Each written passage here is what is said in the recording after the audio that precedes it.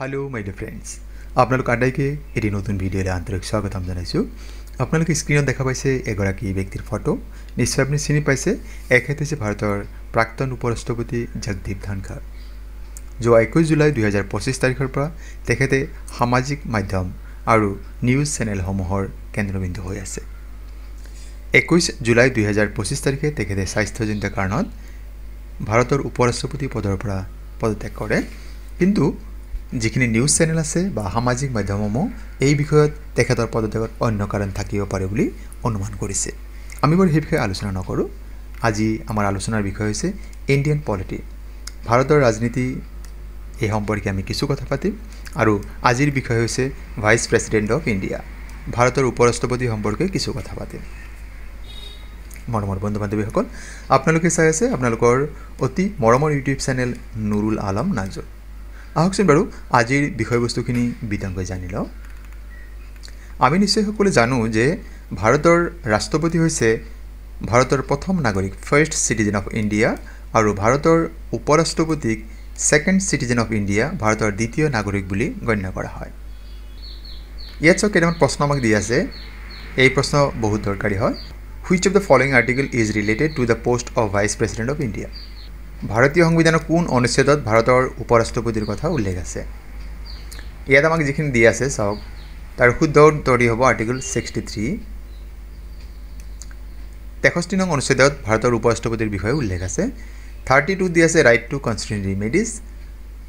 Article 356 এয়া হৈছে state emergency. Article 14 right to equality, আৰু আৰ্টিকল 63 দি মই গমে পাইছোঁ যে এয়া হৈছে ভাৰতৰ উপৰাষ্ট্ৰপতি সম্পৰ্কে এটি অনুচ্ছেদ হয়। ইয়াত কি লিখা আছে 63? Article 63 of the Indian constitution states there shall be a vice president of India. ভাৰতত এগৰাকী উপৰাষ্ট্ৰপতি থাকিব। এই বিষয়ে ক'ত উল্লেখ আছে?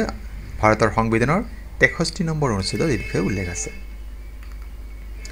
জগদীপ ধনখড় সদ্য যিজনে কি কৰিলে পদত্যাগ কৰিছে, সদ্য পদত্যাগ গ্ৰহণকাৰী ভাৰতৰ উপৰাষ্ট্ৰপতি জগদীপ ধনখড়, হি ৱাজ ডেছ president of India.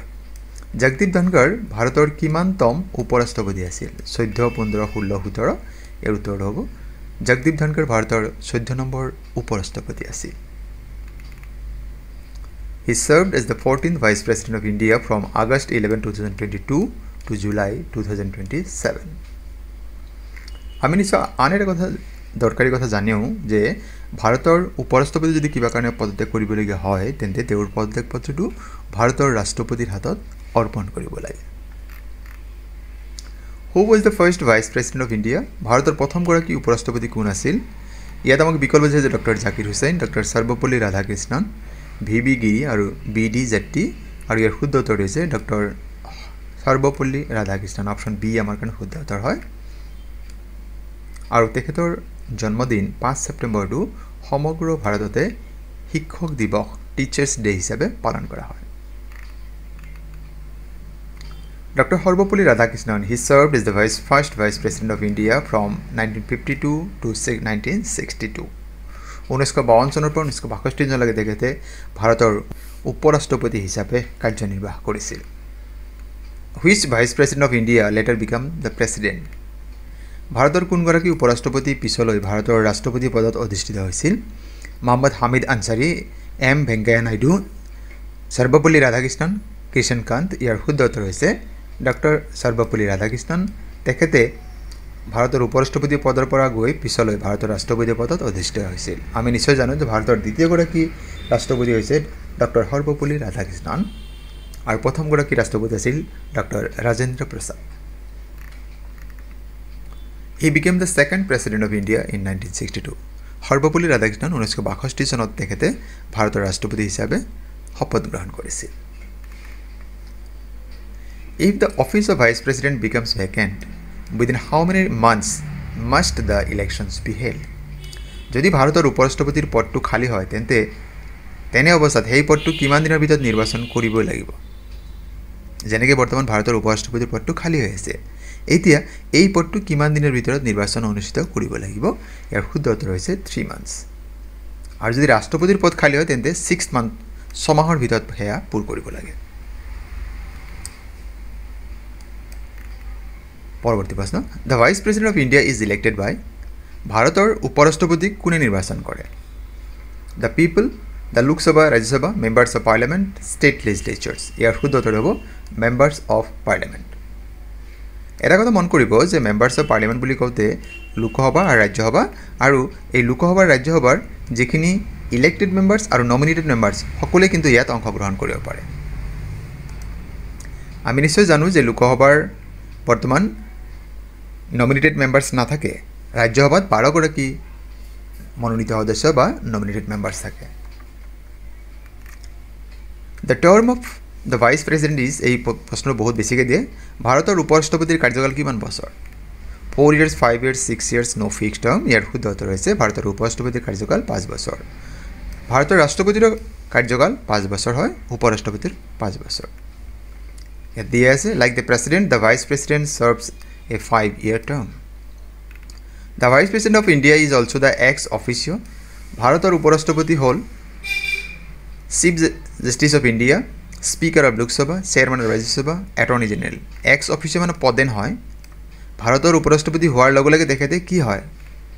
X officio chairman of Rajya Sabha. এই প্ৰশ্ন বহুত বেছিকৈ দিয়া দেখা যায়। ভাৰতৰ উপৰাষ্ট্ৰপতি হৈছে ৰাজ্যসভাৰ পদেন সভাপতি।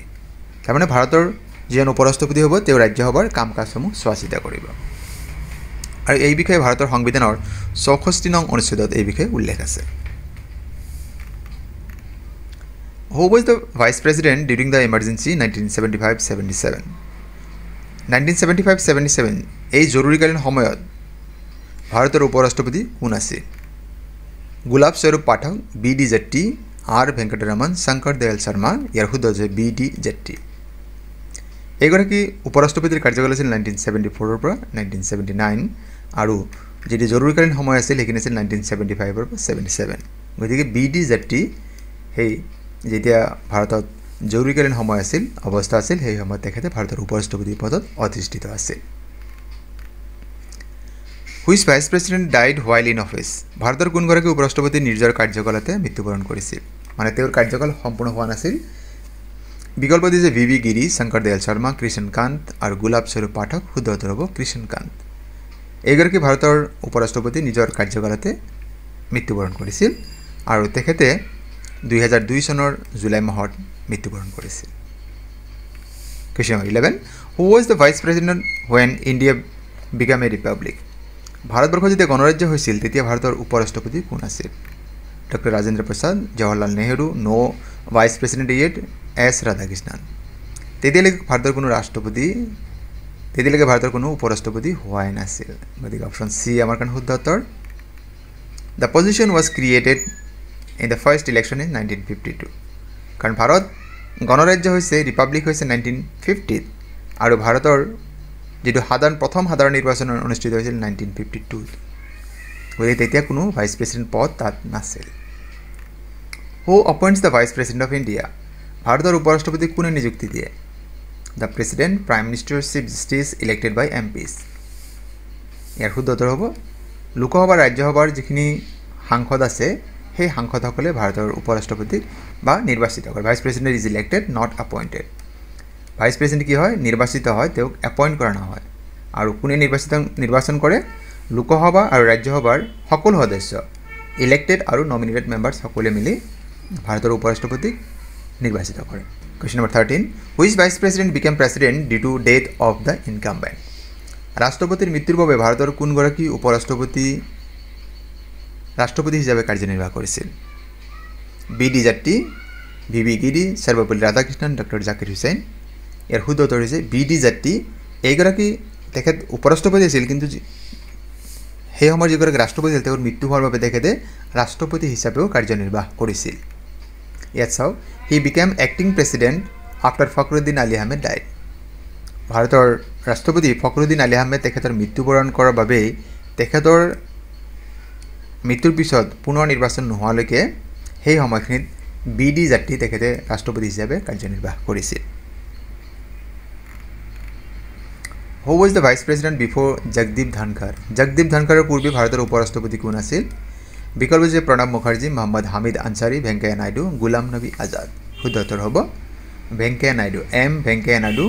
তেখেত ভাৰতৰ উপৰাষ্ট্ৰপতি আছিল জগদীপ ধনখৰৰ পূৰ্বে, আৰু এম ভেংকায়া নাইডু তেখেতে 2017 পৰা 2022 চনলৈ ভাৰতৰ উপৰাষ্ট্ৰপতি হিচাপে কাৰ্যনিৰ্বাহ কৰিছিল। Who was the only vice president elected unopposed? বিনা প্ৰতিদ্বন্দ্বিতাৰে ভাৰতৰ উপৰাষ্ট্ৰপতি নিৰ্বাচিত হোৱা একমাত্ৰ ব্যক্তিগৰাকীৰ নাম কি? মানে তেওঁ নিৰ্বাচনত কোনো প্ৰতিদ্বন্দ্বী হোৱা নাছিল। Doctor Sarvepalli Radhakrishnan, Zakir Hussain, B D. জাট্টি, শংকৰ দয়াল শৰ্মা। শুদ্ধ উত্তৰ হ'ব ডক্টৰ সৰ্বপল্লী ৰাধাকৃষ্ণন। 1952 চনত তেখেতে বিনা প্ৰতিদ্বন্দ্বিতাৰে উপৰাষ্ট্ৰপতি হিচাপে নিৰ্বাচিত হৈছিল। Who is the longest serving vice president of India? আটাইতকৈ দীঘলীয়া সময়ৰ বাবে ভাৰতৰ উপৰাষ্ট্ৰপতিত অধিষ্ঠিত ব্যক্তিগৰাকীৰ নাম কি? ভেংকায়া নাইডু, মহম্মদ হামিদ আনচাৰী, সৰ্বপল্লী ৰাধাকৃষ্ণন, কৃষ্ণ কান্ত। শুদ্ধ উত্তৰ হ'ব মহম্মদ হামিদ আনচাৰী। এইগৰাকী ব্যক্তি আটাইতকৈ দীঘলীয়া সময়ৰ বাবে ভাৰতৰ উপৰাষ্ট্ৰপতি পদত অধিষ্ঠিত আছিল। তেখেতে 2007 চনৰ পৰা 2017 চনলৈকে ভাৰতৰ উপৰাষ্ট্ৰপতি হিচাপে কাৰ্যনিৰ্বাহ কৰিছিল। Which vice president later became the prime minister? ভাৰতৰ কোনগৰাকী উপৰাষ্ট্ৰপতি পিছলৈ প্ৰধানমন্ত্ৰী হৈছিল? V Giri, R Venkataraman, no one, Jagjivan Ram. ইয়াৰ উত্তৰ হৈছে no one. Question number 18, who was the first Muslim vice president of India? ভাৰতৰ প্ৰথমগৰাকী মুছলমান উপৰাষ্ট্ৰপতি কোন আছিল? ইয়াত বিকল্প জাকিৰ হুছেইন, হামিদ আনচাৰী, মহম্মদ হিদায়তুল্লাহ, এম হিদায়তুল্লাহ। ইয়াৰ শুদ্ধ উত্তৰ হৈছে ডক্টৰ জাকিৰ হুছেইন। তেখেতে 1962 পৰা 1967 চনলৈ ভাৰতৰ উপৰাষ্ট্ৰপতি হিচাপে কাৰ্যনিৰ্বাহ কৰিছিল। পিছলৈ তেখেতে ভাৰতৰ ৰাষ্ট্ৰপতি পদতো অধিষ্ঠিত হৈছিল। What is the minimum age for the vice president of India? ভাৰতৰ উপৰাষ্ট্ৰপতি পদৰ বাবে এজন ব্যক্তিৰ ন্যূনতম বয়স কিমান হ'ব লাগে? ইয়াৰ শুদ্ধ উত্তৰ হৈছে 35 ইয়াৰ্ছ। ভাৰতৰ ৰাষ্ট্ৰপতিৰ পদৰ বাবে একেই 35 ইয়াৰ্ছ হ'ব লাগে। Vice president can act is the president under? সংবিধানৰ কোনটো অনুচ্ছেদ অনুসৰি ভাৰতৰ উপৰাষ্ট্ৰপতি এজন ৰাষ্ট্ৰপতি হিচাপে কাৰ্যনিৰ্বাহ কৰিব পাৰে? আৰ্টিকল 65 মতে। ইয়াত কি দি আছে 65ত? Article 65 allows vice president to act as the president in case of vacancy. যদি ৰাষ্ট্ৰপতিৰ পদটো কিবা কাৰণে ভেকেঞ্চি হয়, খালী হয়, যেনেকৈ মৃত্যু হ'ব পাৰে, পদত্যাগ কৰিব পাৰে, বা তেওঁক যদি পদৰ পৰা অপসাৰণ কৰা হৈছে, এনেকুৱা অৱস্থাত ভাৰতৰ উপৰাষ্ট্ৰপতিয়ে ৰাষ্ট্ৰপতি হিচাপে কাৰ্যনিৰ্বাহ কৰিব পাৰে। হু was the vice president when Janata party came to power 1977? 1977 চনত যেতিয়া জনতা দলে ক্ষমতালৈ আহিছিল, মানে কেন্দ্ৰত ক্ষমতালৈ আহিছিল, তেতিয়া ভাৰতৰ উপৰাষ্ট্ৰপতি কোন আছিল? V Giri, B D. Jatti, R Venkataraman, G S. Pathak. শুদ্ধ উত্তৰ হ'ব B D. Jatti. Question number 22, which vice president served as the chief justice of India? ভাৰতৰ কোনগৰাকী উপৰাষ্ট্ৰপতিয়ে ভাৰতৰ উচ্চতম ন্যায়ালয়ৰ মুখ্য ন্যায়াধীশ হিচাপে কাৰ্যনিৰ্বাহ কৰিছিল? ইয়াৰ শুদ্ধ উত্তৰ হৈছে justice Mohammad Hidayatullah. He was both Chief Justice and later Vice President of India. Which Vice President authored scholarly works and was an academic? নিম্নলিখিত কোনগৰাকী উপৰাষ্ট্ৰপতিয়ে বিভিন্ন ধৰণৰ গৱেষণামূলক গ্ৰন্থ ৰচনা কৰিছিল আৰু এজন শিক্ষাবিদ আছিল? M Venkaiah Naidu, Mohammad Hamid Ansari, G S. পাঠক, কৃষ্ণ কান্ত। শুদ্ধ উত্তৰ হৈছে Mohammad Hamid Ansari. He was a diplomat, কূটনীতিক, যাৰ মানে দেশৰ যেন কূটনীতিবিদ থাকে। An academic before his vice presidency. উপৰাষ্ট্ৰপতি হোৱাৰ পূৰ্বে তেখেত এজন কূটনীতিবিদ আছিল আৰু এজন শিক্ষাবিদ আছিল। কেন এ ভাইচ প্ৰেচিডেণ্ট বি ৰিমুভড বাই ইম্পিচমেণ্ট? মহা অভিযোগ প্ৰক্ৰিয়াৰে ভাৰতৰ উপৰাষ্ট্ৰপতিক পদৰ পৰা অপহৰণ কৰিব পাৰি নেকি? যেনেকৈ ভাৰতৰ ৰাষ্ট্ৰপতিক যদি পদৰ পৰা অপহৰণ কৰিব লাগে, এটাই মাত্ৰ প্ৰচেছ আছে, সেইটো হৈছে ইম্পিচমেণ্ট। আৰু এই ধাৰণাটো আমেৰিকাৰ পৰা লোৱা হৈছে। এই ইম্পিচমেণ্ট বা যাক অসমীয়াত মহা অভিযোগ বুলি কোৱা হয়, এই প্ৰক্ৰিয়াৰে ভাৰতৰ উপৰাষ্ট্ৰপতিক পদৰ পৰা অপহৰণ কৰিব পাৰি নেকি? No. Vice president can be removed by resolution in Rajya Sabha, not by impeachment. How many vice presidents have become presidents later? ভাৰতৰ কেইজন উপৰাষ্ট্ৰপতি পৰৱৰ্তী সময়ত ভাৰতৰ ৰাষ্ট্ৰপতি পদত অধিষ্ঠিত হৈছিল? 2, 3, 4, 5। শুদ্ধ উত্তৰ হৈছে দুগৰাকী উপৰাষ্ট্ৰপতি পৰৱৰ্তী সময়ত ৰাষ্ট্ৰপতি হৈছিল। তাৰে এগৰাকী আছিল ডক্টৰ সৰ্বপল্লী ৰাধাকৃষ্ণন আৰু এটা আছিল doctor Zakir Hussain. Who was the vice president before Venkaiah Naidu? Venkaiah নাইডুৰ পূৰ্বে ভাৰতৰ উপৰাষ্ট্ৰপতি কোন আছিল? শংকৰ দয়াল শৰ্মা, কৃষ্ণ কান্ত, মহম্মদ হামিদ আনচাৰী, আৰ ভেংকটৰামন। শুদ্ধ উত্তৰ হ'ব মহম্মদ হামিদ আনচাৰী। আৰু তেখেতে 2007 পৰা 2017 চনলৈকে ভাৰতৰ উপৰাষ্ট্ৰপতি পদত অধিষ্ঠিত আছিল। How many Rajya Sabha members can be nominated by the vice president of India? ভাৰতৰ উপৰাষ্ট্ৰপতিয়ে কিমানজন সদস্যক ৰাজ্যসভালৈ মনোনীত কৰিব পাৰে 20, 12, 16 and none of this শুদ্ধ উত্তৰ হ'ব none of this আচলতে কি হয় ভাৰতৰ উপৰাষ্ট্ৰপতিয়ে কোনো সদস্যক ৰাজ্যসভা লোকসভালৈ মনোনীত কৰিব নোৱাৰে ভাৰতৰ ৰাষ্ট্ৰপতিয়ে ৰাজ্যসভালৈ 12 গৰাকী সদস্য মনোনীত কৰিব পাৰে আমি নিশ্চয় সকলো জানো যে ৰাজ্যসভাৰ মুঠ সদস্য সংখ্যা 250 তাৰে 238 গৰাকী নিৰ্বাচিত আৰু 12 গৰাকী সদস্যক ভাৰতৰ ৰাষ্ট্ৰপতিয়ে বিভিন্ন দিশৰ পৰা তেওঁলোকক ৰাজ্যসভালৈ মনোনীত কৰিব পাৰে Which vice president served during the 1991 economic reforms 1991 চনৰ অৰ্থনৈতিক সংস্কাৰৰ সময়ত ভাৰতৰ উপৰাষ্ট্ৰপতি কোন আছিল ইয়াৰ শুদ্ধ উত্তৰ হৈছে শংকৰ দয়াল শৰ্মা আৰু তেখেতৰ কাৰ্যকাল আছিল 1987 to 1992 Which vice president hailed from Rajasthan ভাৰতৰ কোন গৰাকী উপৰাষ্ট্ৰপতি ৰাজস্থানৰ আছিল আৰ ভেংকটৰামন জগদীপ খান ধানকাৰ শংকৰ দয়াল শৰ্মা হামিদ আনসাৰী ইয়াৰ শুদ্ধ উত্তৰ হৈছে সদ্য পদত্যাগ কৰা উপৰাষ্ট্ৰপতি জগদীপ ধানকাৰ তেখেত ৰাজস্থানৰ আছিল ৰাজস্থানৰ ঝুনঝুনু জিলাৰ পৰা আছিল এতিয়া আমি জানি লওঁ যে ভাৰতৰ উপৰাষ্ট্ৰপতিৰ লগত জড়িত যিখিনি আমাক আৰ্টিকেল দিয়া আছে সেইবিলাক মনত ৰখাৰ এটা কিটিপ এটা আছে ইয়াত চাওক কিটিপ হৈছে video' conferencing pay electronic transmission to district magistrate এইখিনি যদি প্ৰথম আখৰটো আপুনি যদি বাছি লয় তেন্তে আপুনি ইয়াৰ যিটো মূল আৰ্টিকেল আছে সেইখিনি আপুনি নিশ্চয়কৈ ধৰিব পাৰিব video' conferencing pay electronic transmission to T double আছে নহয় দুইটাই হ'ব ও হ'ব ডিষ্ট্ৰিক্ট মেজিষ্ট্ৰেট চাওক আৰ্টিকেল 63 ভাৰতৰ যে উপৰাষ্ট্ৰপতিৰ প্ৰয়োজন হয় সেই বিষয়ে উল্লেখ আছে C for chairman of Rajya Sabha ex officio chairman of Rajya Sabha সেই বিষয়ে ক'ত উল্লেখ আছে আৰ্টিকেল 64 65 দি আছে এক্স এছ প্ৰেচিডেণ্ট ভাৰতৰ ৰাষ্ট্ৰপতি হিচাপে কাৰ্যনিৰ্বাহ কৰিব পাৰে 66 ই ফৰ ইলেকশ্যন ভাৰতৰ উপৰাষ্ট্ৰপতিৰ নিৰ্বাচনৰ বিষয়ে উল্লেখ আছে টি ফৰ টাৰ্মছ এইটো 67 দি আছে ভাৰতৰ উপৰাষ্ট্ৰপতিৰ কাৰ্যকাল 5 বছৰ সেই বিষয়ে উল্লেখ আছে 68 time to fill the vacancy টি ইয়াত মানে হৈছে যে ভাৰতৰ উপৰাষ্ট্ৰপতি পদ খালী হ'লে 3 মাহৰ ভিতৰত সম্পূৰ্ণ কৰিব লাগিব এই বিষয়ে উল্লেখ আছে article 69 O for oath of affirmation এই বিষয়ে উল্লেখ আছে কাৰণ ইয়াতে টি আৰু ও এইটো কেপিটেল লিখা আছিল নহয় দুইটাৰ ব্যৱহাৰ হ'ব তেখেতৰ যিটো শপত গ্ৰহণ প্ৰক্ৰিয়া সেই বিষয়ে লিখা আছে article 70 discharge of president's function আৰু এম 71 মেটাৰ্ছ ৰিলেটেড টু ইলেকশ্যনছ ইয়াত চাওক যে যদি কোৱা হয় যে ভাৰতৰ উপৰাষ্ট্ৰপতিৰ লগত জড়িত আৰ্টিকেল কি আছে 63 পৰা 71 লৈকে আছে আৰু কোনটো আৰ্টিকেল কিহৰ লগত আছে আমি নিশ্চয় ইয়াতে এই শৰ্ট ফৰ্মটোৰ পৰা জানিলোঁ video' conferencing pay electronic transmission to district magistrate এইখিনি লিখিলে আমি গম পাই যাম এতিয়া আমি জানিলোঁ যে ভাৰতৰ উপৰাষ্ট্ৰপতি কোন আছিল তাৰ এটা তালিকা প্ৰথমগৰাকী যে ডক্টৰ সৰ্বপল্লী ৰাধাকৃষ্ণন তৃতীয়গৰাকী ডক্টৰ জাকিৰ হুছেইন তৃতীয়গৰাকী হৈছে ভি গিৰি চতুৰ্থগৰাকী গোলাপ স্বৰূপ পাঠক পঞ্চমগৰাকী হৈছে ভি ডি জেট্টি ষষ্ঠমগৰাকী হৈছে জাষ্টিছ মোহাম্মদ হিদায়তুল্লাহ সপ্তম আৰ ভেংকটৰামন সপ্তম ডক্টৰ শংকৰ দয়াল শৰ্মা অষ্টম হৈছে কে আৰ নাৰায়ণন দশম হৈছে কৃষ্ণকান্ত 11 নম্বৰ হৈছে ভৈৰন সিং শেখাৱত 12 নম্বৰ হৈছে মোহাম্মদ হামিদ আনসাৰী 13 নম্বৰ এম ভেংকায়া নাইডু আৰু 14 নম্বৰ 21 জুলাই 2025 তাৰিখে